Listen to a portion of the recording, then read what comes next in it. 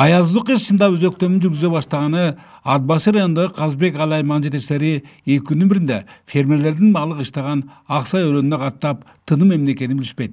Айтымдарында ал жака кар адаттагыдай калың түшпөсө да, түнкү сууктун 40 градуска чейин жетиши 4 түлүк четинелерге бир катар ыңгайсыздарды жаратууда. Анчада унаа тыгындары байкалбай, сапарга чыккандардын жолдору шыгыр. Жол ачык, мына өзүңүздөр көргөндөй оор жүк ташуучу унаалар каттап атат. Кар мындан түзбелде, анан Акбейитте ошол перевалдарда муз болуп тоңуп калган жолдор, атак ачылган. Кар үйлөп койгондо шамал бар жерлердечи. Бүгүнкү күндө абал турукташып, жолдор ачылган.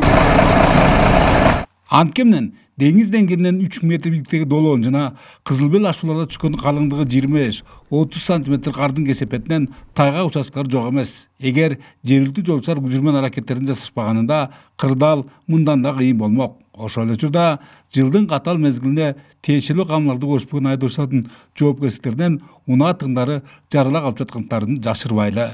Кыш келди, сеп сөзсүз болуш керек да бул. Себеби жок эми жолго чыгыш тең бойло чоң машинаныкы бул кыйын эми, жеңил машина эмес да булар. Сеп сөзсүз алыш керек. Ошол эки жолдо боло турган жолго керектүү шаймандарды сөзсүз ала чыгыш керек. Паяльный лампа, сеп обязательно болуш керек. Жанагындай эле күрөк сөзсүз болуш керек эми андай нерселер. Мен дагы шопурларга, коллегаларга кайрылып кетерим, ошо себиңерди камдуу жүргүлө. Камдуу жүрсөк эле баягы бири-бирибизге залалыбыз тийбейт да. Деңси дээрлик 5 чакырга созулган Бишкек-Нарын Торгат жолунда орточо эсепинен күнүнө 1000ден 1,5 миңге чейин унаалар өтөт.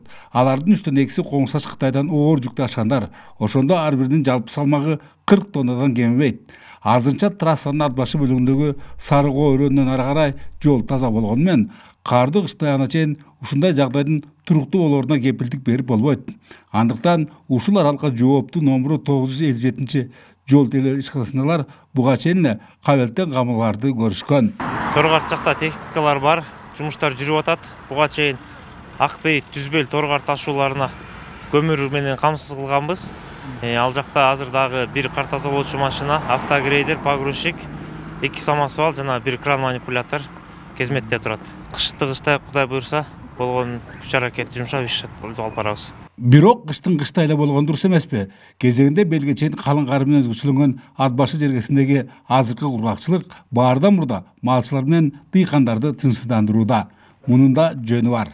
Бийил түшпөйт ба? Бийил жок мына. Жердин маана кар жок, болгону бир 2 см, 3 см кар бар, шамал учуруп кетти бүт. Азыр талаада чаң, жылкынын баары ооруп атат. Баскан жылкынын баары жөткүрүп атат.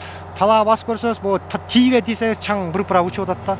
Талаадан киши баса албай калды. Кар жаабаса бизде суу жок да. Кар жааса анан жасын эрте көктөмөгөн, бул бойдон калчу болсо жасында дагы элге убал болууда. Синоптиктердин акыркы маалыматтарына таянсак, бүтүндөй Нарын облусунда декабрь айынын аягына чейин жаан-чачын күтүлбөйт. Бул жол кыймылынын коопсуздугун камсыз кылууга оң таасирин тийгизгени менен дыйканчылык менен малчылыкка урулган катуу сокку. Бөлөкбай Шеримбеков, Айдын Төлөбеков, Нарын жаңылыктары, Ат башы району.